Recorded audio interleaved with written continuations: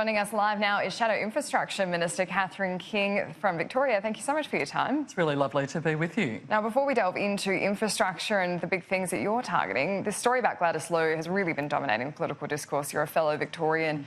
What do you make of Rex Patrick's comments this morning that she's reached the threshold that Sam Dastyari did? Well, I think that is absolutely the case. We asked the Prime Minister a series of questions yesterday. Obviously, there's more in the newspapers again today, and I think it's absolutely incumbent upon her to make a statement to the Parliament and for the Prime Minister to explain what vetting processes were undertaken or whether he in fact ignored advice from security agencies in allowing her to be a candidate. I think the threshold the Prime Minister set yesterday was, it's only if money's exchanged hands. Well, clearly she's one of the Liberal Party's biggest fundraisers. Money has exchanged hands, and I think there's a bit more to this story to go, I suspect. What do you make of what my colleague Laura Jays was asking Richard Marles about this morning? The alternate candidate for Chisholm has also had questions about her associations. Are you confident that you had adequate vetting? I'm very confident that we did, but in the event of a by-election, there of course will be pre-selection processes. But let's see. I think this story's got a little way to go. I think that it's important that the Prime Minister explain what processes they've undertaken, but also the test that is before the Parliament. That Sam Dastyari was the case in point. He resigned from the Parliament. Let's see what happens over the next coming days. But I think there are certainly some questions here to answer. Now, when it comes to your new portfolio of infrastructure, there's been a really big focus from the government on this, in particular in helping stimulate the economy. They've said there's going to be $100 billion in infrastructure over the next 10 years. Why isn't that enough for you? Well, look, it sounds like an episode out of Utopia that they've sat down and said, what can we say? Let's have a look. Let's have $100 million or $200 million. No, let's say $100 billion in infrastructure. And that's basically what they've done. So what they've actually done is a few things. One is it is a project where most of the money is actually well outside not just this election cycle, not just the next election cycle, but the one beyond that as well. Funded off onto the Never Never. Projects not starting, in the case, for example, of Linkfield Road, no money to flow for 7 years. So it sort of makes a good headline but doesn't actually do anything. And that's the problem. This government has been very focused on having a political plan, how to spin and how to make sure, look, let's try and get a headline in a newspaper, but not actually on a decent, strong economic plan. When you've got the Reserve Bank Governor now 7 times since the election saying the economy needs stimulus and infrastructure is a good way of doing that, when you've got the Master Builders Association coming out and saying, look, there is capacity, particularly in our regions, in areas such as Perth, in the Northern Territory, where they're seeing a decline in construction, there is absolute capacity of workers there.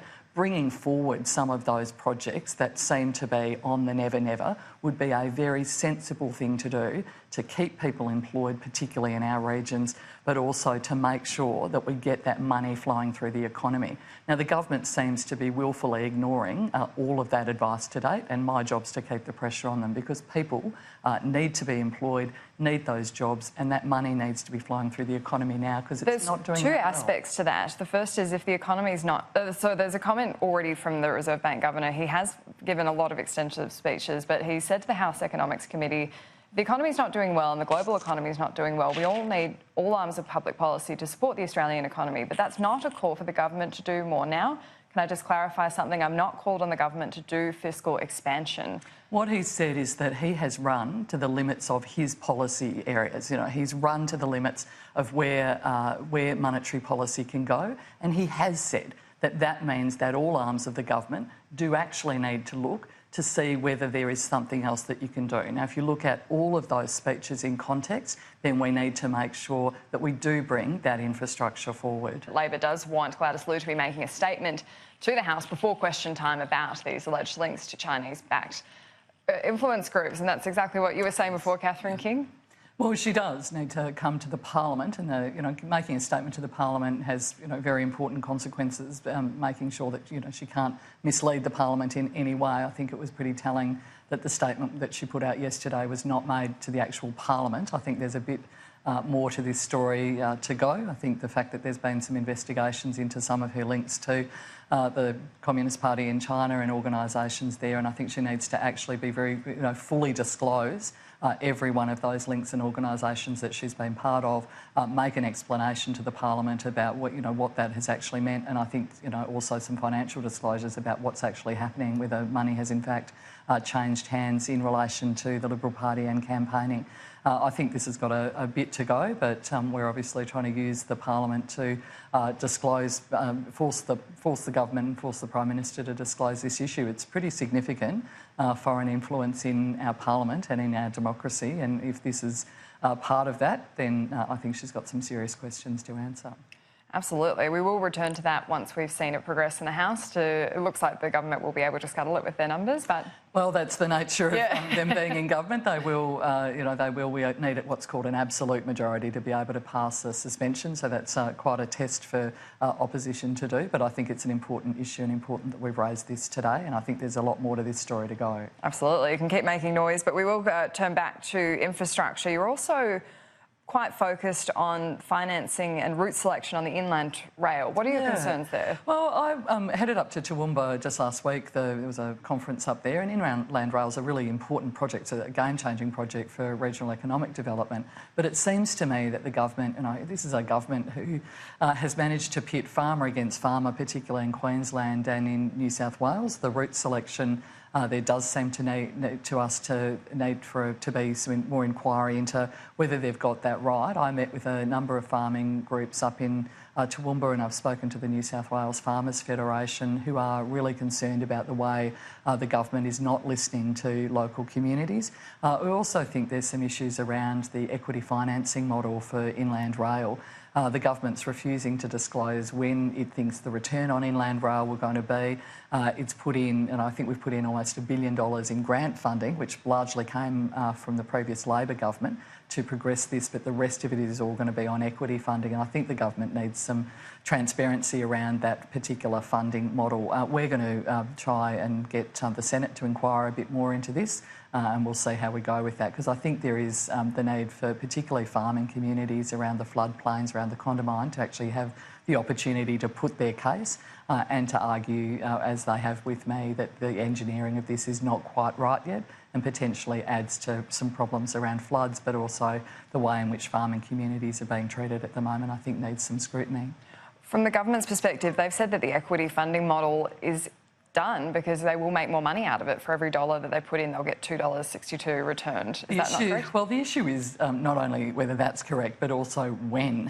When you've got John Anderson coming out saying, look, the equity funding model doesn't quite stack up, and potentially it is not for another 30, 40 years that we potentially might even see a return on this. I think the government needs to be very transparent about the model for equity financing in relation to inland rail, and it clearly has not been. We've tried through a number of means to actually make that transparent, and they've failed to do so far, and we're going to keep pursuing that. And just finally, your other push in your shadow portfolio has been around road safety. Yeah, sure. Why aren't you satisfied with the government's approach so far? Well, I was actually the Road Safety Minister in government when we developed the first National Road Safety Strategy with a view to reducing the road toll in this country substantially. Now, what we've got at the moment, and the government's own report into the National Road Safety Strategy, which was done a year ago, shows that it has failed. It has failed to bring the road toll down. We've actually also got, there are 8 measures under the National Road Safety Strategy which we cannot even measure. The work hasn't been done to see whether we can measure accurately across the country serious injury as a result of road trauma. Isn't this work that should be done by states, though? It is work that is being done in conjunction with states, but it requires national leadership, particularly in terms of aligning data sets across states and territories so that you can measure how many people are getting injured seriously by road trauma in this country. What are the research and what are the new engineering things that we need to be doing? So, for example, one of the things that's happened in Parliament this week is that we know having the safest possible vehicles on our road is important to getting the road toll down. Now, the government took the decision to delay for 2 years a road safety measure that will improve the safety of vehicles on our roads. Now, that does not show or speak to me of national leadership on road safety. So again, we're going to be pursuing the government for the role that it needs to play to actually develop and implement a road safety strategy that actually reduces death and serious injury on our roads. Well, plenty to watch in shadow infrastructure. Thank you for your time. Great to Checking talk with you to again soon. Thank you.